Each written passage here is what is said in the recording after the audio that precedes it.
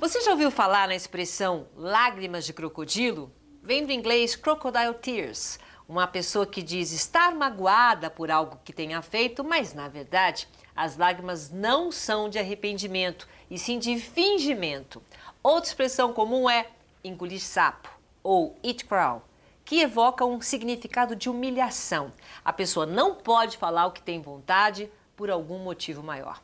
Essas expressões são conhecidas como idiomatismo, tema da obra A Simbologia dos Animais nas Expressões Idiomáticas Americanas e Brasileiras. O Opinião Livre conversa com a autora Paula Cristina Falcão Pastore, mestre e doutora em estudos linguísticos com formação no Brasil e nos Estados Unidos. Muito obrigada pela sua presença, Paula. Obrigada a você pelo convite. Vamos mostrar o livro. Bom, olha aqui.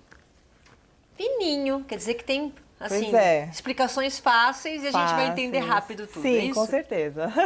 Na verdade, esse livro, ele é uma continuação do dicionário que você lançou, Expressões Idiomáticas com Nomes de Animais? Sim, é isso mesmo. Ó, olha que bonitinho, gente.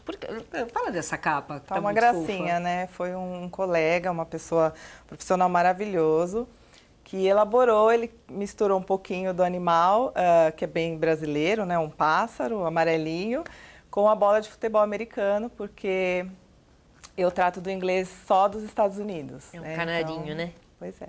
Você sabe que quando eu comecei a aprender inglês, sempre o que mais me barrava, né? E assim, o que as pessoas tinham mais dificuldade eram com as famosas expressões idiomáticas. Porque a gente aprende inglês, né? The book is on the table. Pois é. A gente acha que já sabe. Mas tem expressões que são expressões deles. E que passam pra gente quando a gente faz a tradução e não é a mesma coisa. Ou a gente não pega, tá vendo um filme e não pega. Explica um pouquinho como é que funciona essas expressões. Na verdade, elas são assim mais simples do que elas parecem.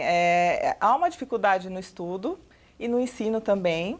Mas elas são expressões corriqueiras, cotidianas, elas são super enraizadas nas culturas dos dois países, de todos os países. Então, a princípio, a gente viu o foco nessas expressões como algo assim que fosse muito produtivo e de interesse de todas as pessoas. Então, são livros que todo mundo pode consultar. Então, a gente apresenta expressões em língua inglesa. Quando a gente olha, a gente vê a tentação, a vontade é de traduzir palavra por palavra, né? Então, eu olho lá o eat crow que você disse, vou lá comer e corvo, né? Então, comer corvo. A princípio, o aluno ou a pessoa interessada em inglês vai ver isso. E no estudo das expressões idiomáticas, a primeira coisa que a gente pensa quando a gente vai ensinar ou dizer o que é uma expressão idiomática para as pessoas é que a gente tem que entendê-las como um bloquinho. Então, o significado delas nunca vai ser o significado das palavras isoladamente. Quer dizer, se você traduzir, não vai ser a mesma não coisa. É uma expressão, não vai ser a mesma coisa. A pessoa tem que entender. A pessoa tem que entender o significado em bloco. Então, a gente vai partir daí. Então, eu tenho lá eat crow e em vários dicionários, muitos dicionários bilíngues, quer dizer, em duas línguas, a gente encontra explicações. Então, eu tenho lá eat crow e vai estar assim, pessoa que passou por uma humilhação e etc. E o foco da minha obra é justamente esse, tentar deixar bem claro para o público e para os consulentes, para as pessoas que vão consultar o livro, o dicionário, o que significa aquilo mesmo em língua portuguesa, qual é uma expressão parecida, né, correspondente, que não seja aquela expressão, aquela somatória do significado das palavras isoladas. Então, eu vou ter, em português, engolir sapo. Sim. Então, que tem esse significado que você disse, de humilhação. Então, mas essa é uma expressão americana?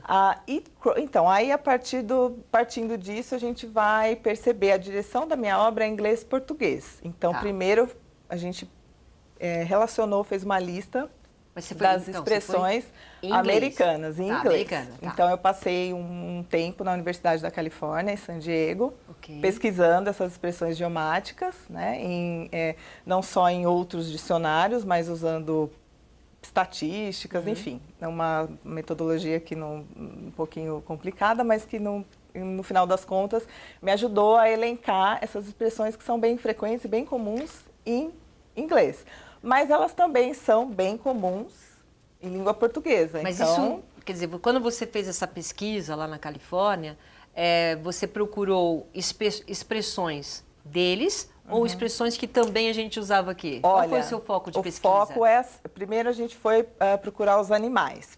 Os animais que são comuns nas duas culturas. Mas então por que a gente os vai animais? partir daí. Porque é um tema super produtivo, né? Em toda a cultura. Eu fiz um estudo só da simbologia dos animais para a gente entender que sapo tem em todo lugar. Corvo tem em todo lugar. Eles estão enraizados nas culturas de todos os países. E, considerando a cultura brasileira e a cultura norte-americana, a gente descobriu que as nossas culturas são mais parecidas do que a gente pensa. Então, por exemplo, a princípio, a gente poderia pensar que os animais seriam totalmente diferentes e sempre totalmente diferentes, mas eu tenho expressões que a nossa cultura elegeu o mesmo animal que a cultura norte-americana, por exemplo. Por quê? Porque os animais a simbologia animal é praticamente a mesma, é muito parecida. Você partiu daí? Em várias culturas. Então, partindo daí, a gente conseguiu fazer essa pesquisa. Então, partindo dos animais, para ficar um pouco mais fácil. Específico, né? Específico também. Não sei se é fácil ou difícil. Fácil não é, mas enfim. Não sei.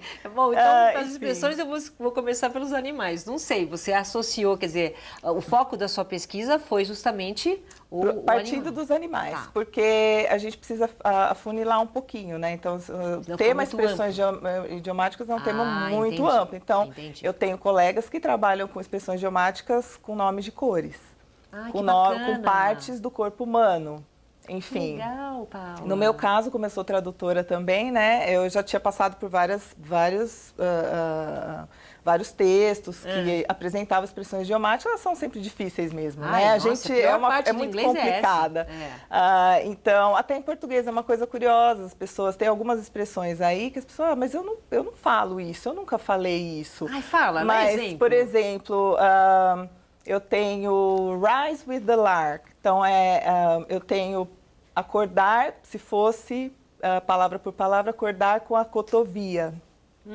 Ninguém entende, né? Mas... Acordar com as galinhas. Acordar com as galinhas, todo mundo entende, tá vendo como é fácil? Eu tô gostando desse jogo agora. Eu saí daqui profissional, expressões idiomáticas. Você vai falar, eu já vou adivinhar, parece jogo. É isso aí. Então, quer dizer, para o ensino também é muito legal, né? Para a gente apresentar o contexto no qual elas estão inseridas. Então, na primeira obra, eu apresento exemplos reais. Então, muitos dicionários bilíngues, eles apresentam não só as explicações, mas podem até apresentar ao correspondente em inglês, mas você fica sem saber como usar. Então, esse dicionário é um pouco inédito, porque ele apresenta exemplos reais de jornais. Usei exemplos do New York Times, exemplos do Washington Post, exemplos da Folha de São Paulo, onde frases nas quais as expressões aparecem. Então, a pessoa lê o significado, mesmo que não entenda tanto, ou que diga, eu nunca ouvi essa expressão em língua portuguesa ou em inglês, mas no contexto, ela vai ficar bem claro, né? Mas isso não é uma coisa de cultura? Sim, né? é uma coisa muito cultural. A cultura do país para entender o que está falando. Quer dizer, acordar com as galinhas é um termo que a gente fala no Brasil todo. Sim, é justamente por isso. A cultura, as expressões, elas estão enraizadas. Uma das definições das expressões idiomáticas, para deixar bem simples, assim, para a gente entender, é que para ser uma expressão idiomática, ela tem que ser justamente cristalizada em um idioma pela tradição cultural. Então, não sou eu que digo que a expressão é idiomática, eu, Paula, mas toda a sociedade brasileira. Então, acordar com as galinhas foi convencionada com esse significado. Então, todo mundo sabe que acordar com as galinhas é acordar cedo. Porque as pessoas falam assim. Porque as pessoas dizem. E aí acaba integrando, quer dizer... Acaba ficando enraizada culturalmente. Então, para ser considerada uma expressão idiomática do país, no caso, precisa estar enraizado na cultura daquele país. Sim, precisa estar cristalizada. Como é que a gente faz? Às vezes é um pouco difícil encontrar, mesmo a gente por isso que eu digo, as expressões idiomáticas é um tema meio complicadinho mesmo, eu sei. porque não são todas que a gente conhece, né, realmente. Então, a gente tem ferramentas de pesquisa para comprovar a frequência dessas expressões. E depois apresentar de uma forma bem didática e bem leve, bem fácil, como esse último, o livro mais recente que eu lancei. Então, ele tem lá, ele não é tão teórico, digamos, como o primeiro, porque ele apresenta a expressão, ele tem a expressão em inglês, o correspondente em português, mas ele tem aquela explicação, por exemplo, ele tem a historinha das expressões, né? Então, é engraçado, é curioso, o Eat Crow, então ele vem de um fato de guerra nos Estados Unidos, né? Por que eles elegeram o corvo e não algum outro animal para essa expressão que a gente tem, engolir sapo, né? Passei por uma humilhação. Então, eles têm uma rixa, né? Os Estados Unidos com a Inglaterra, uma coisa de muito tempo. Uma rivalidade até muitas vezes saudável, mas enfim. E eles, então, é devido a um fato de guerra, no caso, um americano perdeu para o inglês e ele forçou o americano a comer um pedaço do corvo morto que estava ali. Então, tem uma historinha por trás. A partir daí, Eat Crow significa você se humilhar e ter que fazer algo mesmo sem querer, né? E lágrimas de crocodilo? Pois é, lágrimas de crocodilo. Por quê? Já é uma devido a uma característica física do crocodilo, né? Ele tem uma membrana mesmo no olho, que aparece só quando ele está se alimentando. É uma coisa super curiosa, mas é isso. Então, o crocodilo, o jacaré, quando ele está comendo, ele não fecha o olho, mas ele baixa uma membrana transparente, uma cortininha. Então, quer dizer, como se ele estivesse chorando, né? Então, mas na verdade ele está se satisfazendo, ele está comendo, ele está super bem ali, ele não está... Então, em português, a gente tem lágrimas de crocodilo. Não é bem uma lágrima, mas é como se a pessoa estivesse passando por alguma dificuldade, mas, quer dizer, fingindo que está ali triste, mas na verdade não está, né? Na verdade está feliz mesmo. Então, mas é uma expressão americana. É uma expressão das que nós duas brasileiros culturas. adotamos. Não, na verdade são dos dois países. É que em inglês eles usam animal, em português eles usam...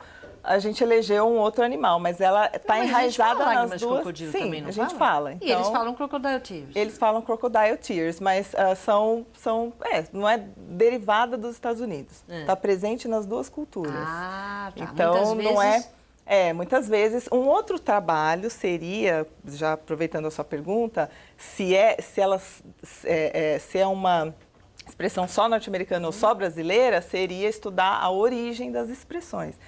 Seria um outro trabalho, aí uma outra história. Outro livro que vai trazer a Paula aqui, não é isso? Sim, com certeza. Aí descobrir se realmente...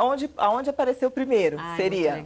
Se Lágrimas de Crocodilo apareceu aqui ou se lá o Crocodile Tears. Bom, vou fazer um rápido intervalo comercial. Daqui a pouco a gente continua o nosso bate-papo. Até já.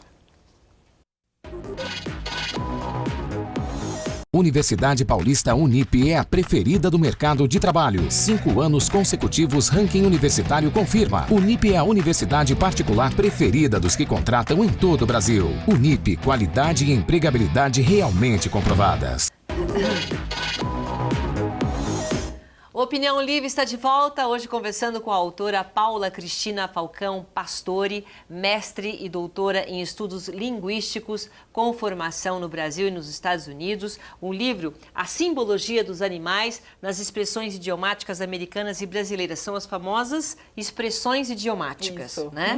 Então a gente já aprendeu aqui no primeiro bloco que essas expressões, no caso do livro dela que ela lançou, falam tanto as expressões que tem nos americanos, né, dos Estados Unidos e aqui no Brasil também. Eu achei super divertido, né? É divertido, Vamos citar algumas aí para as pessoas entenderem. Vamos lá. Tem algumas coisas curiosas, assim, falando um pouquinho mais da simbologia. Okay. Porque a gente estava falando só o que são as expressões idiomáticas, né?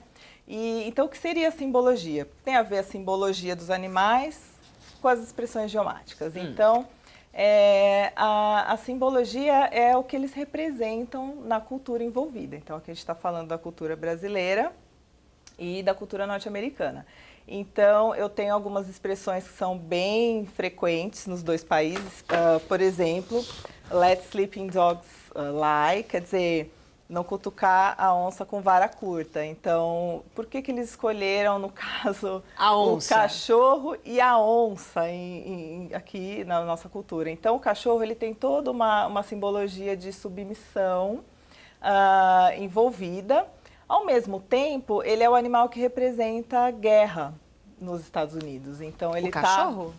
Sim, o cachorro. Então, a gente pensa no cachorro como um animal doméstico, né? Aqui no Brasil. Ele tem essa simbologia também e ela aparece em algumas outras expressões. Mas no caso dessa, ele tem a ver com Dogs of War, é uma expressão também que eles têm lá relacionada à guerra. Então, quem tem o cachorro do lado tem maior chance de vencer a guerra. A gente descobre isso estudando a simbologia dos animais, né, nos Estados Unidos. No Brasil, a onça tem essa simbologia de força, de animal perigoso, então de algo que nós devemos evitar. Então, a cultura brasileira elegeu a onça porque esse animal tem a mesma simbologia que o cachorro nos Estados Unidos. Então, e cutucar a onça é bem pior, né? Cutucar a onça com vara curta é meio perigoso, né? E em inglês eu tenho algo parecido, tentando traduzir literalmente, como deixe o cachorro em paz, assim, deixa o cachorro dormir, deixa ele quietinho ali deitado, né? Entendi. Que seria o let sleeping dogs lie. Let sleep. Então, como é que é? Let sleeping dogs lie. Deixa ele ali quietinho. Deixa ele então, não cutucar a onça com vara curta. É uma coisa interessante. Nesse mesmo verbete, nesse mesmo bloquinho, eu tenho também uma outra expressão em língua portuguesa que é não mexer em casa de marimbondo. Então, você vai encontrar ali no livro assim, let sleeping dogs lie, correspondente em português, não cutucar a onça com vara curta e não mexer em casa de marimbondo. E o marimbondo também tem a mesma simbologia. Então, você estudando a simbologia, o que o marimbondo significa para a cultura brasileira, você encontra também esse significado de perigo mais físico, né? Com a característica mais física do animal mesmo, que é perigosa a mordida do animal, no caso. Sim. Então, a gente encontra a simbologia relacionada a algo muito, às vezes, inconsciente, mas também alguma característica física própria do animal mesmo. No caso, a mordida de marimbondo, por ser perigosa, então, ele foi o animal eleito para simbolizar isso, esse perigo constante, né, digamos. O engraçado é que é impressionante como as expressões combinam, né? Sim. Quando você fala, né, não cutucar a onça com vara curta, quer dizer, é uma expressão que combina com a onça. Por que a gente acha que combina? É porque tem todo um estudo também por trás, a gente percebe que as culturas são muito ricas, né? A cultura brasileira é uma cultura muito produtiva, a gente chama de produtiva quando ela realmente fornece muitos elementos que a gente pode, que estão aqui, é o que você diz. Mas me soa tão comum, né? Soa tão... Eu entendo bem o que quer dizer. Eu entendo o que quer dizer. Então, é muito mais fácil você, passando um pouquinho para a área de ensino de línguas, também dei muita aula de inglês, né, lá atrás.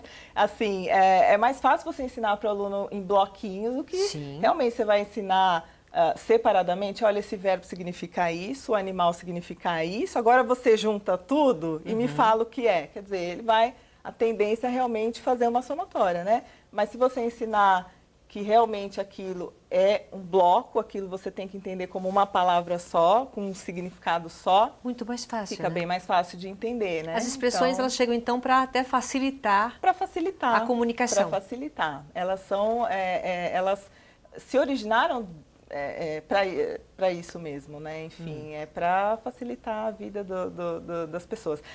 As pessoas confundem também, começam a achar que as expressões idiomáticas, como elas são muito coloquiais, que a gente só usa na fala, a gente não poderia não escrever, né? Então, se eu estou lá num texto, traduzindo um texto coloquial, mas nem tanto, por exemplo, um artigo de jornal, eu posso traduzir e o jornalista pode ter usado uma expressão idiomática em inglês, aconteceu muito no meu trabalho. Então, quer dizer, em português é muito mais legal, é muito mais, o efeito é muito mais produtivo se você usar uma expressão idiomática correspondente em língua portuguesa ao invés de uma explicação, né? Então, já pensou que seria uma pessoa usar... sei lá, em inglês, ele está querendo dizer que você está com um olhar apaixonado, realmente, e você coloca lá, realmente, a pessoa está com um olhar apaixonado. É muito mais legal se ele usou a expressão em inglês, no caso, cow eye, eu já explico já já, é muito mais legal você usar, nossa, a pessoa estava com um olhar de peixe morto para outra pessoa. Olhar de peixe morto é apaixonado? Quer dizer, ele está apaixonado, né? Então, olhar quer de dizer... peixe morto. Então, algumas são muito simples e muito frequentes. Todas são frequentes, viu? É que a gente realmente não consegue imaginar. Muitas são frequentes para mim, não são para você. Mas será que eu devo colocar, então? Para isso, teve todo um estudo, uma estatística para a gente descobrir se realmente é frequente. Mas eu te falo, é frequente. Então, eu tenho lá o olhar de peixe morto e em inglês eu tenho cow eye, quer dizer, eu tenho a vaca. Então, é diferente. Na cultura norte-americana. E eu tenho o peixe, mas o que tem a ver, né? A vaca com o peixe, não tem nada a ver um bicho com o outro. A expressão como é em inglês? Cow eye, seria olho de vaca. E em português eu tenho olhar de peixe morto, que é aquele olho assim, fechadinho, que você está admirando realmente a pessoa. Então, o animal não tem nada a ver, a gente pensa, mas a simbologia deles tem muito a ver. Então, no caso da vaca? No caso da vaca e do peixe. Então, os dois animais, então o peixe aqui para a nossa cultura e a vaca para a cultura norte-americana, tem uma simbologia de animal benevolente, de um animal que não faz mal a ninguém, então de um animal tranquilo, digamos assim. É um animal que tem uma simbologia boa em relação a outros, né?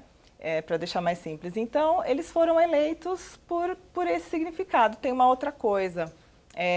Para a cultura celta e em outras culturas do Egito, enfim, são culturas, assim, a princípio, muito longe, não tem nada a ver com os Estados Unidos, não tem nada a ver com o Brasil, mas tem sim, tem influência nos estudos culturais brasileiros e americanos. Então, assim, o peixe, ele tem um simbolismo bom também relacionado com o cristianismo, então, porque o peixe tem aquela passagem, né, da Bíblia que Jesus transforma em peixe, multiplica. Então, quer dizer, ele tem todo uma simbologia positiva, digamos, né? E a vaca também. Então, somando-se a isso, eu tenho também o próprio fato físico do animal, como eu disse antes, às vezes isso também se soma a características mais intrínsecas à cultura, que é o fato realmente do o peixe, quando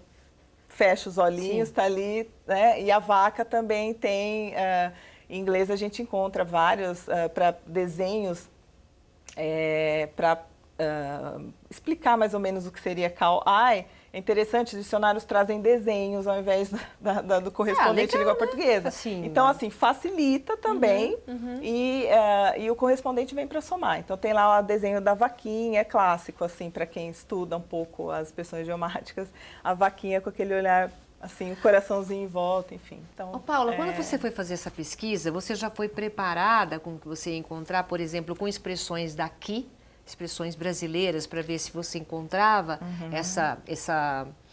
esse paralelo lá na língua americana, ou você fez ao contrário?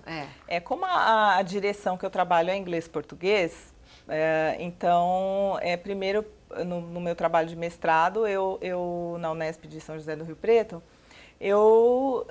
a gente fez um levantamento das expressões em inglês, então partindo do inglês.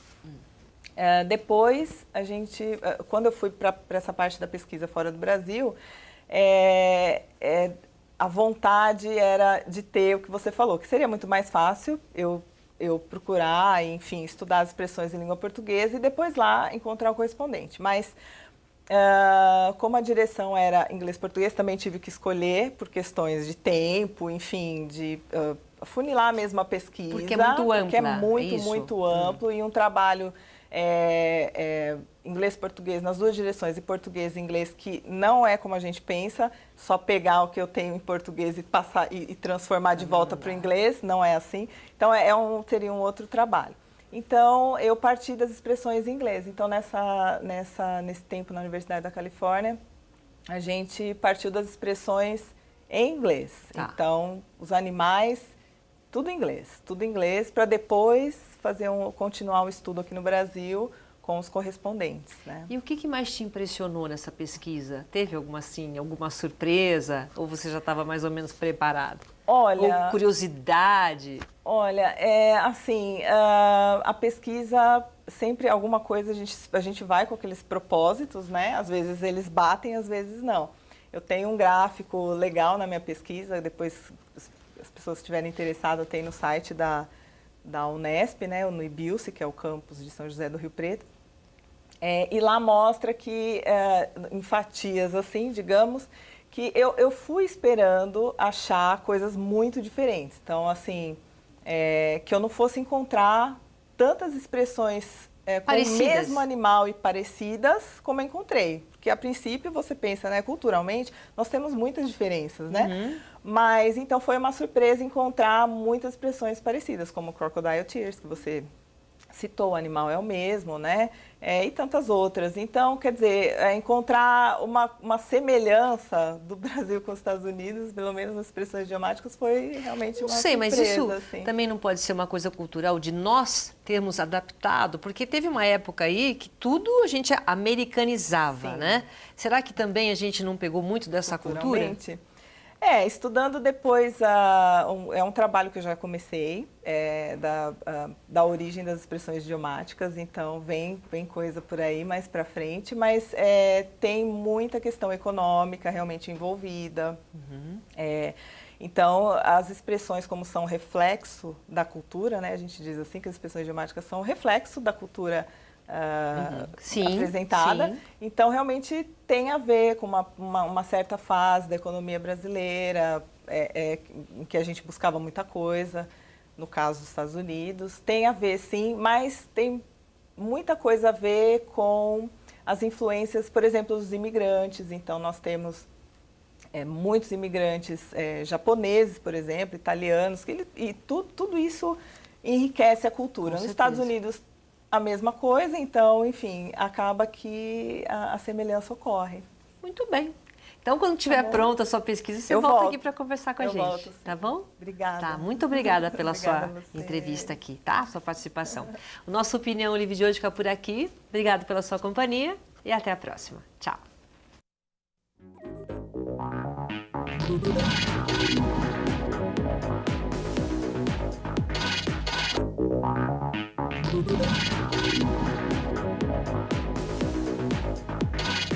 Universidade Paulista Unip é a preferida do mercado de trabalho. 5 anos consecutivos, ranking universitário confirma. Unip é a universidade particular preferida dos que contratam em todo o Brasil. Unip, qualidade e empregabilidade realmente comprovadas.